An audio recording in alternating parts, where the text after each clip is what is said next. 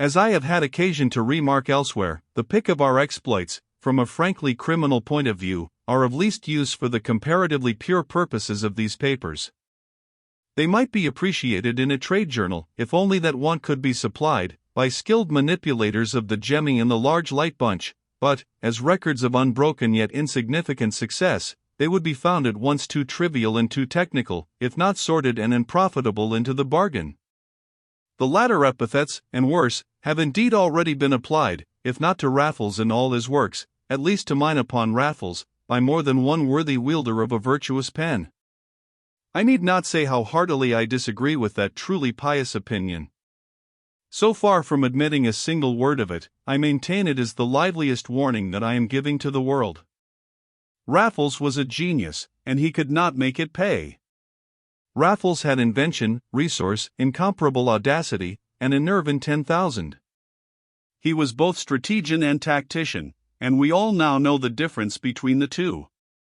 Yet for months he had been hiding like a rat in a hole, unable to show even his altered face by night or day without risk, unless another risk were courted by 3 inches of conspicuous crape. Then thus far our rewards had oftener than not been no reward at all. Altogether it was a very different story from the old festive, unsuspected, club and cricket days, with their Nox Ambrosiani at the Albany. And now, in addition to the eternal peril of recognition, there was yet another menace of which I knew nothing. I thought no more of our Neapolitan organ grinders, though I did often think of the moving page that they had torn for me out of my friend's strange life in Italy. Raffles never alluded to the subject again, and for my part one had entirely forgotten his wild ideas connecting the organ grinders with the Camorra, and imagining them upon his own tracks. I heard no more of it, and thought as little, as I say. Then one night in the autumn I shrink from shocking the susceptible for nothing, but there was a certain house in Palace Gardens, and when we got there Raffles would pass on. I could see no soul in sight, no glimmer in the windows. But Raffles had my arm, and on we went without talking about it.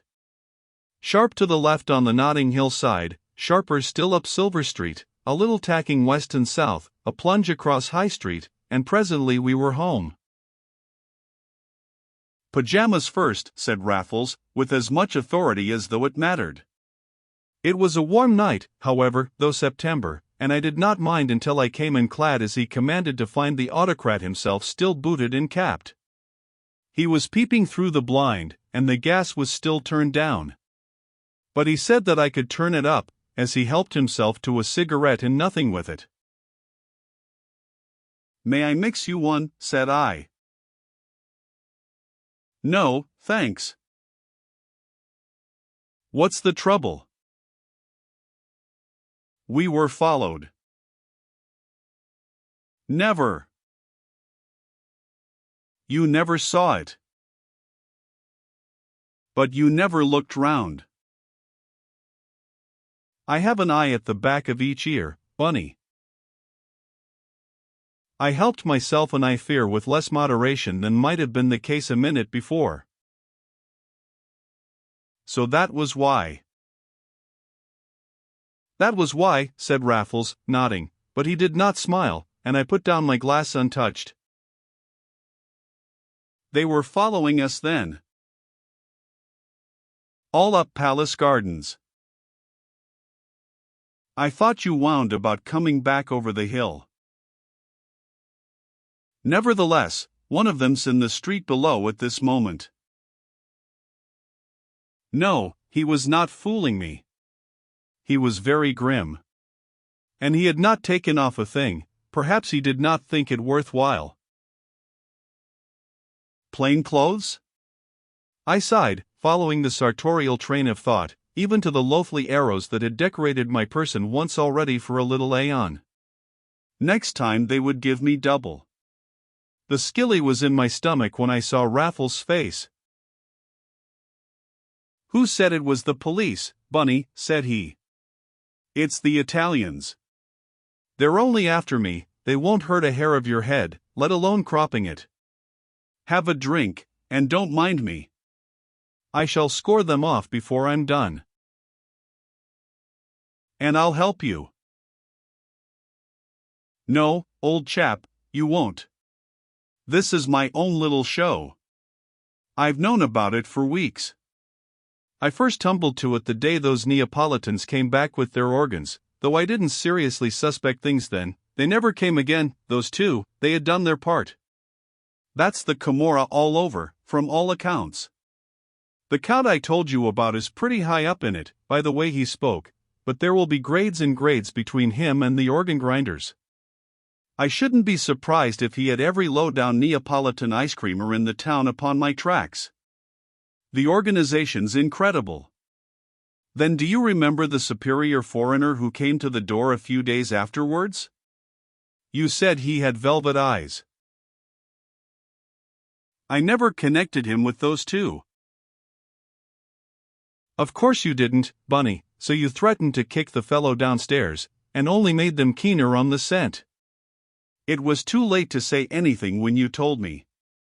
But the very next time I showed my nose outside I heard a camera click as I passed, and the fiend was a person with velvet eyes. Then there was a lull that happened weeks ago. They had sent me to Italy for identification by Count Corbucci. But this is all theory, I exclaimed. How on earth can you know? I don't know, said Raffles, but I should like to bet. Our friend the bloodhound is hanging about the corner near the pillar box. Look through my window, it's dark in there, and tell me who he is.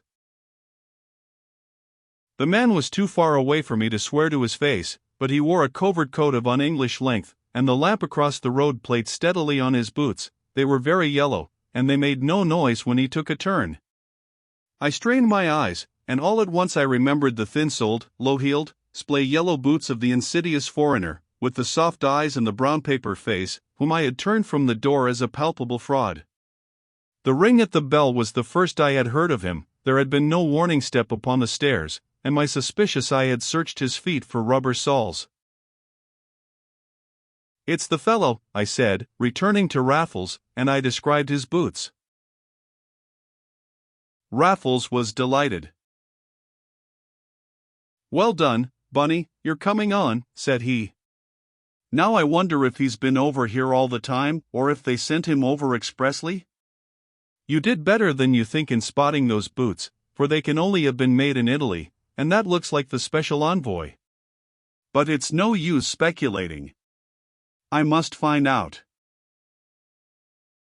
How can you? He won't stay there all night. Well, when he gets tired of it, I shall return the compliment and follow him. Not alone, said I, firmly. Well, we'll see. We'll see at once, said Raffles, rising. Out with the gas, Bunny, while I take a look. Thank you. Now wait a bit, yes. He's chucked it, he's off already, and so am I. But I slipped to our outer door, and held the passage. I don't let you go alone, you know. You can't come with me in pajamas. Now I see why you made me put them on. Bunny, if you don't shift I shall have to shift you. This is my very own private one-man show.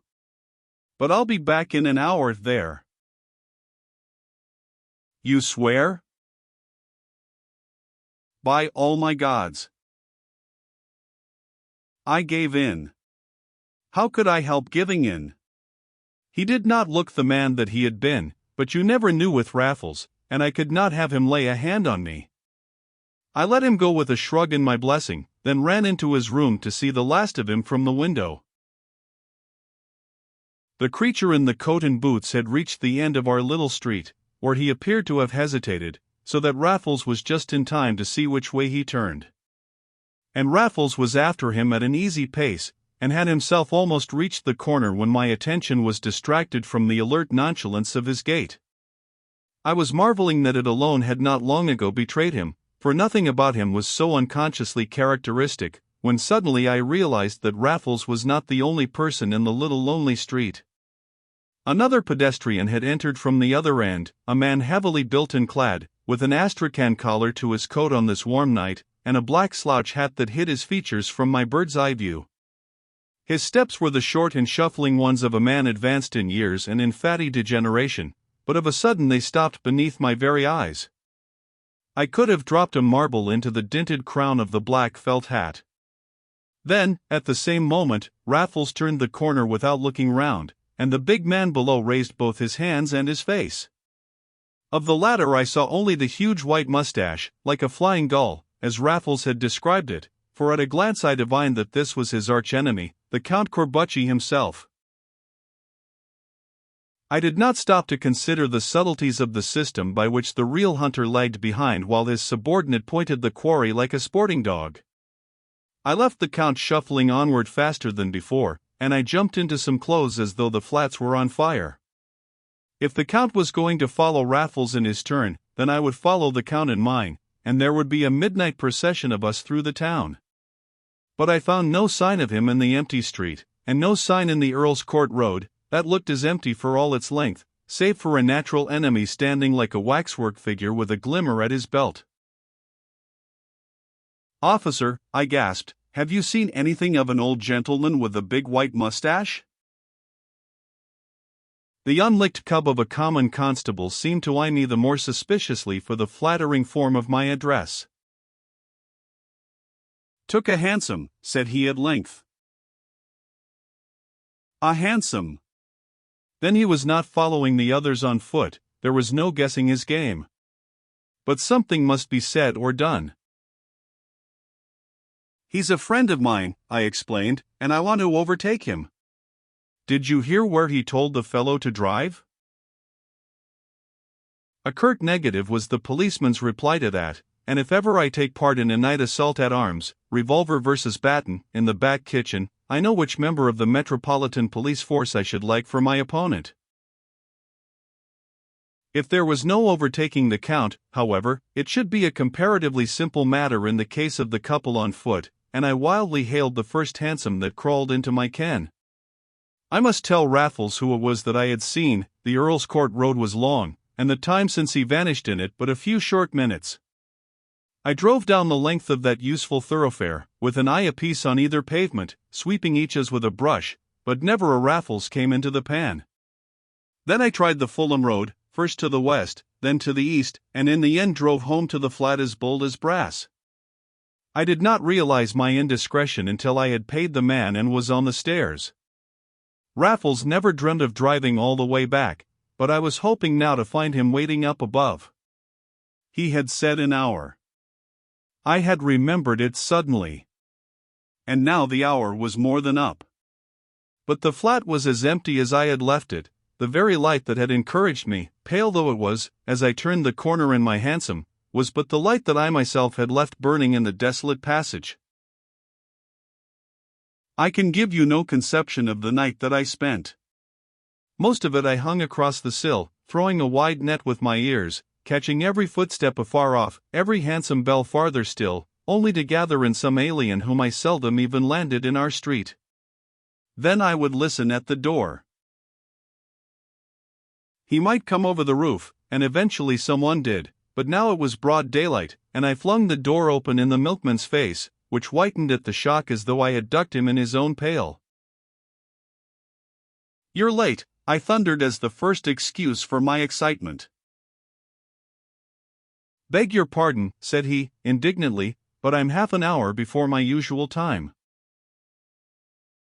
"Then I beg yours," said I, "but the fact is, Mr. Maturin has had one of his bad nights, and I seem to have been waiting hours for milk to make him a cup of tea." This little fib, ready enough for Raffles, though I say it, earned me not only forgiveness but that obliging sympathy which is a branch of the business of the man at the door. The good fellow said that he could see I had been sitting up all night, and he left me pluming myself upon the accidental art with which I had told my very necessary taradiddle. On reflection I gave the credit to instinct, not accident, and then sighed afresh as I realized how the influence of the master was sinking into me, and he heaven knew where. But my punishment was swift to follow, for within the hour the bell rang imperiously twice, and there was Dr. Theobald on our mat, in a yellow Jaeger suit, with a chin as yellow jutting over the flaps that he had turned up to hide his pajamas.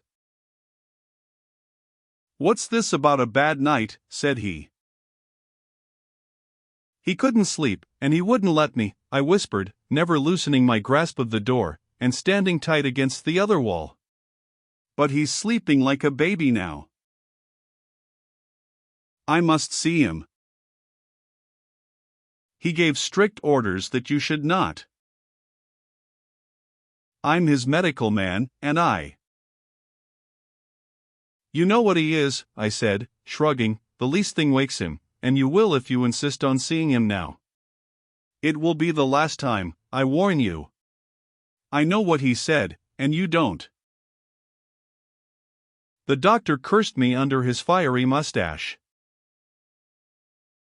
"I shall come up during the course of the morning," he snarled. "And I shall tie up the bell," I said, "and if it doesn't ring he'll be sleeping still, but I will not risk waking him by coming to the door again." And with that I shut it in his face. I was improving, as Raffles had said, but what would it profit me if some evil had befallen him? And now I was prepared for the worst. A boy came up whistling and leaving papers on the mats. It was getting on for 8 o'clock, and the whiskey and soda of 12:30 stood untouched and stagnant in the tumbler.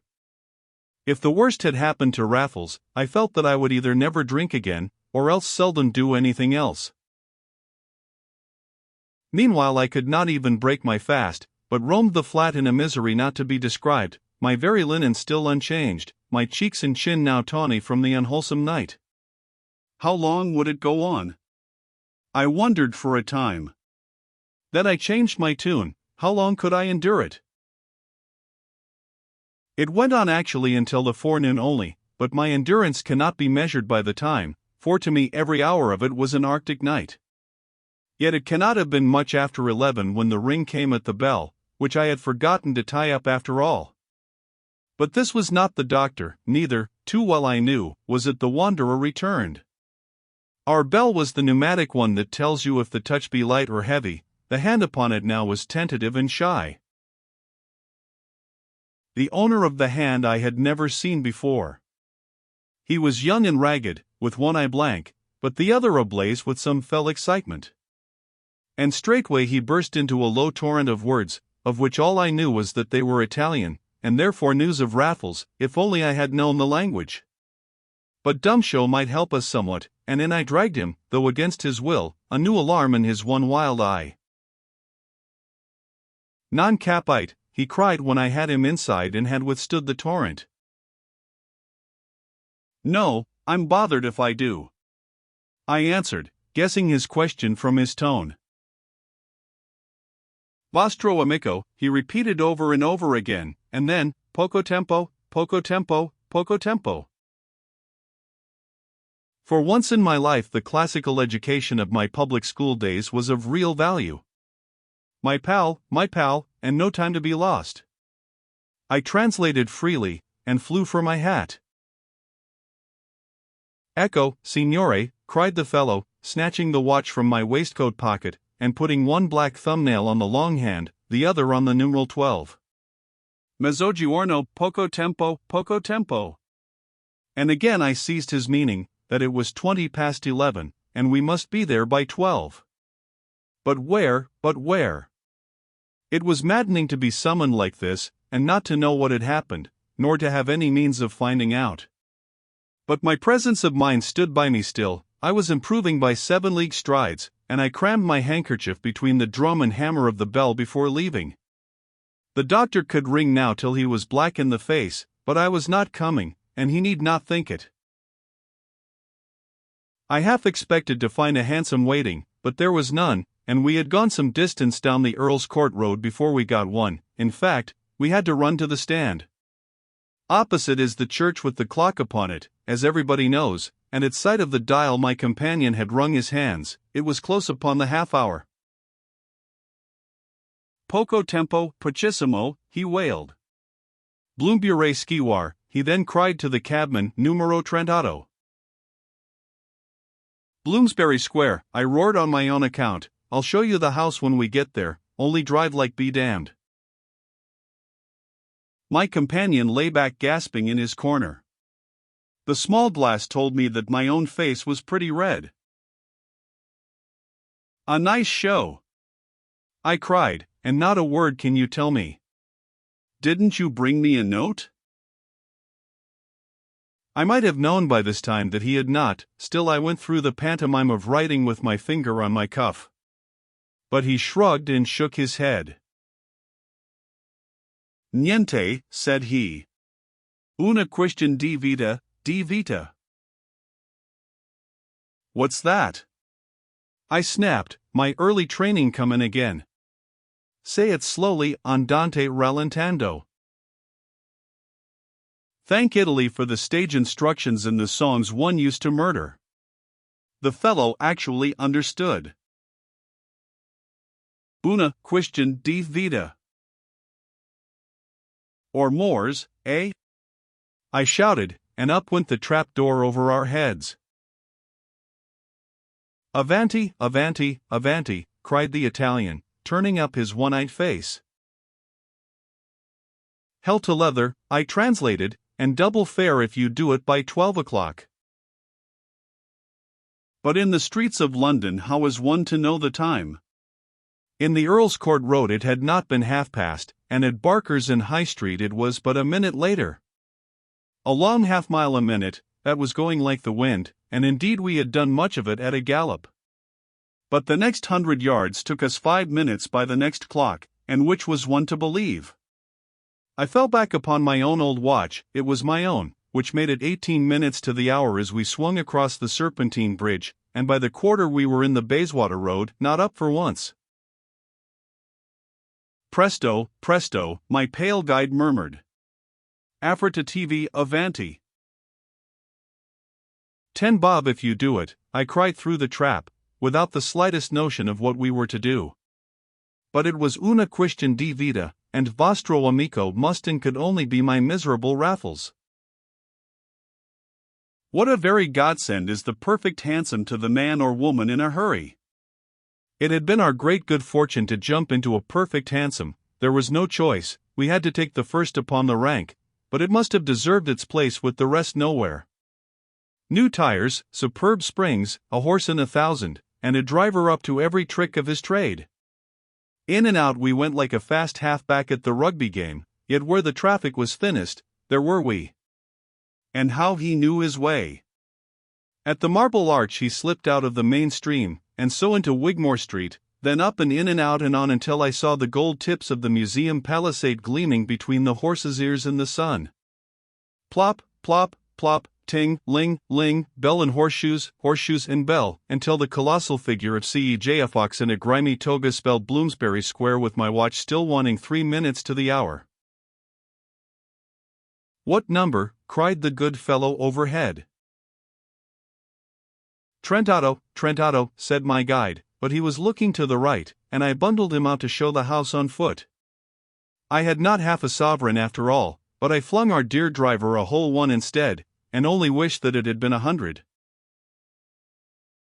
Already the Italian had his latchkey in the door of 38, and in another moment we were rushing up the narrow stairs of as dingy a London house as prejudiced countrymen can conceive. It was panelled, but it was dark and evil-smelling, and how we should have found our way even to the stairs but for an unwholesome jet of yellow gas in the hall, I cannot myself imagine. However, up we went pell-mell, to the right about on the half-landing, and so like a whirlwind into the drawing-room a few steps higher. There the gas was also burning behind closed shutters, and the scene is photographed upon my brain, though I cannot have looked upon it for a whole instant as I sprang in at my leader's heels. This room also was panelled, and in the middle of the wall on our left, his hands lashed to a ringbolt high above his head, his toes barely touching the floor, his neck pinioned by a strap passing through smaller ringbolts under either ear, and every inch of him secured on the same principle, stood, or rather hung, all that was left of Raffles, for at the first glance I believed him dead. A black ruler gagged him, the ends lashed behind his neck, the blood upon it caked to bronze in the gaslight. And in front of him, ticking like a sledgehammer, its only hand upon the stroke of 12, stood a simple, old-fashioned, grandfather's clock, but not for half an instant longer, only until my guide could hurl himself upon it and send the whole thing crashing into the corner. An ear-splitting report accompanied the crash, a white cloud lifted from the fallen clock, and I saw a revolver smoking in a vise screwed below the dial, an arrangement of wires sprouting from the dial itself, and the single hand at once at its zenith and in contact with these. "Tumble to it, Bunny?" He was alive, these were his first words. The Italian had the blood-caked ruler in his hand, and with his knife was reaching out to cut the thongs that lashed the hands. He was not tall enough. I seized him and lifted him up, then fell to work with my own knife upon the straps. And Raffles smiled faintly upon us through his bloodstains. "I want you to tumble to it," he whispered, "the neatest thing in revenge I ever knew, and another minute would have fixed it. I've been waiting for it 12 hours, watching the clock round, death at the end of the lap. Electric connection. Simple enough. Our hand only, oh Lord." We had cut the last strap. He could not stand. We supported him between us to a horsehair sofa, for the room was furnished, and I begged him not to speak, while his one-eyed deliverer was at the door before Raffles recalled him with a sharp word in Italian. "He wants to get me a drink, but that can wait," said he, in firmer voice. "I shall enjoy it the more when I've told you what happened. Don't let him go, Bunny, put your back against the door. He's a decent soul, and it's lucky for me I got a word with him before they trussed me up. I've promised to set him up in life, and I will, but I don't want him out of my sight for the moment." "If you squared him last night," I exclaimed, "why the blazes didn't he come to me till the 11th hour? "Ah, I knew he'd have to cut it fine, though I hoped not quite so fine as all that. But all's well that ends well, and I declare I don't feel so much the worse. I shall be sore about the gills for a bit, and what do you think?" He pointed to the long black ruler with the bronze stain. It lay upon the floor. He held out his hand for it, and I gave it to him. "The same one I gagged him with," said Raffles, with his still ghastly smile. "He was a bit of an artist, old Corbucci, after all." "Now let's hear how you fell into his clutches," said I, briskly, for I was as anxious to hear as he seemed to tell me. Only for my part one could have waited until we were safe in the flat. "I do want to get it off my chest, Bunny," old Raffles admitted, "and yet I hardly can tell you after all. I followed your friend with the velvet eyes. I followed him all the way here. Of course I came up to have a good look at the house when he'd let himself in, and damn if he hadn't left the door ajar. Who could resist that? I had pushed it half open and had just one foot on the mat when I got such a crack on the head as I hope never to get again. When I came to my wits they were hauling me up to that ring bolt by the hands, and old Corbucci himself was bowing to me, but how he got here I don't know yet." "I can tell you that," said I, and told how I had seen the Count for myself on the pavement underneath our windows. "Moreover," I continued, "I saw him spot you, and 5 minutes after in Earl's Court Road I was told he'd driven off in a cab. He would see you following his man, drive home ahead, and catch you by having the door left open in the way you describe." "Well," said Raffles, "he deserved to catch me somehow, for he'd come from Naples on purpose, ruler and all, and the ring bolts were ready fixed, and even this house taken furnished for nothing else. He meant catching me before he'd done, and scoring me off in exactly the same way that I scored off him, only going one better of course. He told me so himself, sitting where I am sitting now, at 3 o'clock this morning, and smoking a most abominable cigar that I've smelt ever since. It appears he sat 24 hours when I left him trussed up, but he said 12 would content him in my case, as there was certain death at the end of them, and I mightn't have life enough left to appreciate my end if he made it longer. But I wouldn't have trusted him if he could have got the clock to go twice round without firing off the pistol. He explained the whole mechanism of that to me. He had thought it all out on the vineyard I told you about, and then he asked if I remembered what he had promised me in the name of the Camorra. I only remembered some vague threats, but he was good enough to give me so many particulars of that institution that I could make a European reputation by exposing the whole show if it wasn't for my unfortunate resemblance to that infernal rascal Raffles." "Do you think they would know me at the Yard, Bunny, after all this time?" Upon my soul, I've a good mind to risk it. I offered no opinion on the point. How could it interest me then? But interested I was in Raffles, never more so in my life.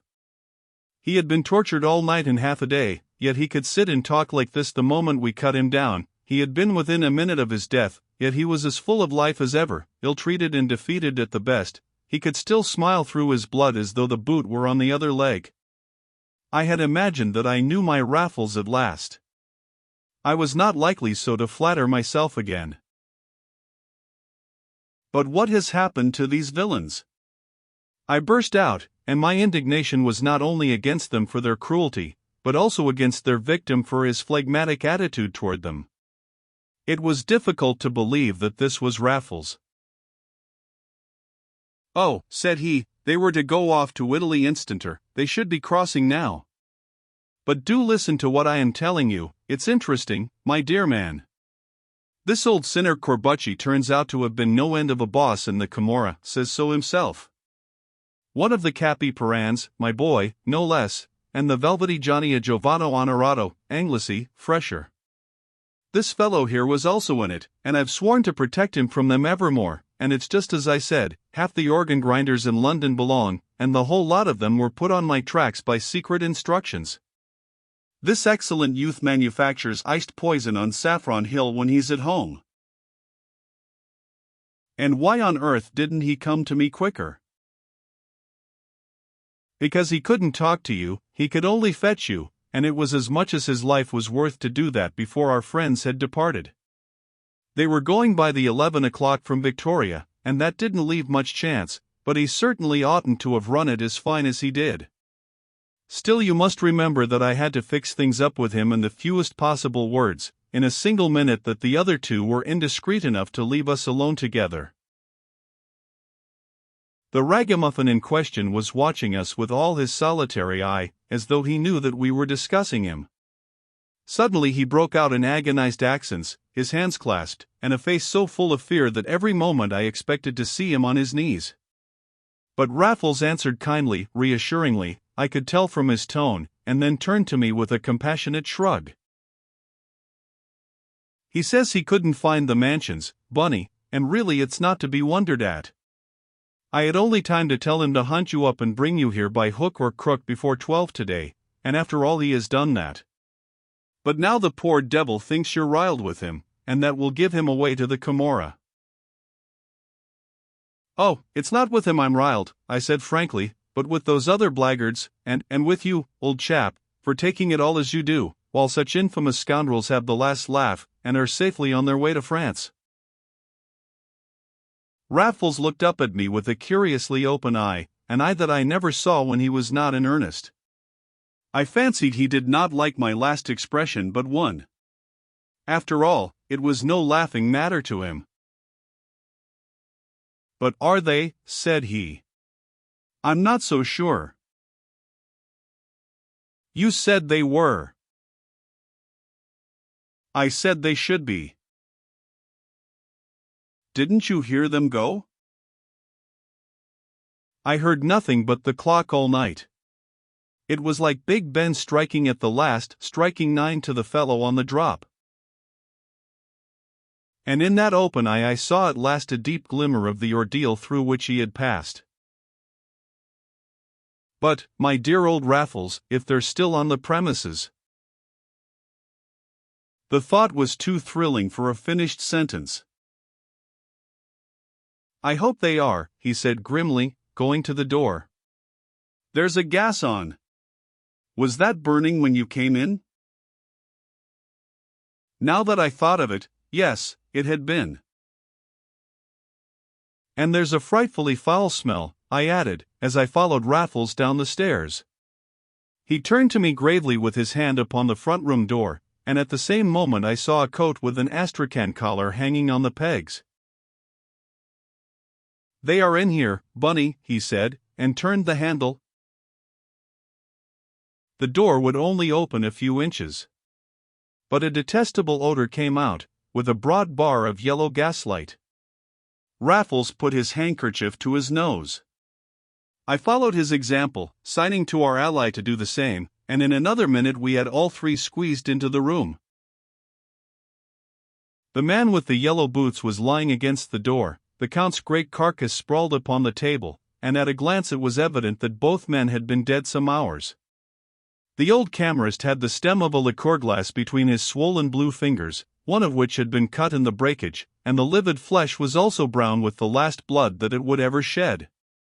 His face was on the table, the huge mustache projecting from under either leaden cheek, yet looking itself strangely alive. Broken bread and scraps of frozen macaroni lay upon the cloth and at the bottom of 2 soup plates and a tureen. The macaroni had a tinge of tomato, and there was a crimson dram left in the tumblers, with an empty fiasco to show whence it came. But near the great grey head upon the table another liqueur glass stood, unbroken, and still full of some white and stinking liquid, and near that a tiny silver flask, which made me recoil from Raffles as I had not from the dead, for I knew it to be his. "Come out of this poisonous air," he said sternly, "and I will tell you how it has happened." So we all three gathered together in the hall. But it was Raffles who stood nearest the street door, his back to it, his eyes upon us too. And though it was to me only that he spoke at first, he would pause from point to point, and translate into Italian for the benefit of the one-eyed alien to whom he owed his life. "You probably don't even know the name, Bunny," he began, "of the deadliest poison yet known to science. It is cyanide of cackadil, and I have carried that small flask of it about with me for months. Where I got it matters nothing, the whole point is that a mere sniff reduces flesh to clay. I have never had any opinion of suicide, as you know, but I always felt it worthwhile to be forearmed against the very worst. Well, a bottle of this stuff is calculated to stiffen an ordinary roomful of ordinary people within 5 minutes, and I remembered my flask when they had me as good as crucified in the small hours of this morning. I asked them to take it out of my pocket. I begged them to give me a drink before they left me. And what do you suppose they did? I thought of many things but suggested none, while Raffles turned this much of his statement into sufficiently fluent Italian. But when he faced me again his face was still flaming. "That beast Corbucci," said he, "how can I pity him? He took the flask, he would give me none, he flicked me in the face instead. My idea was that he, at least, should go with me to sell my life as dearly as that, and a sniff would have settled us both. But no, he must tantalize and torment me, he thought it brandy, he must take it downstairs to drink to my destruction. Can you have any pity for a hound like that?" "Let us go," I at last said, hoarsely, as Raffles finished speaking in Italian, and his second listener stood open-mouthed. "We will go," said Raffles, "and we will chance being seen. If the worst comes to the worst this good chap will prove that I have been tied up since 1 o'clock this morning, and the medical evidence will decide how long those dogs have been dead." But the worst did not come to the worst. More power to my unforgotten friend the cabman, who never came forward to say what manner of men he had driven to Bloomsbury Square at top speed on the very day upon which the tragedy was discovered there, or whence he had driven them. To be sure, they had not behaved like murderers, whereas the evidence at the inquest all went to show that the defunct Corbucci was little better. His reputation, which transpired with his identity, was that of a libertine and a renegade, while the infernal apparatus upstairs revealed the fiendish arts of the anarchist to boot.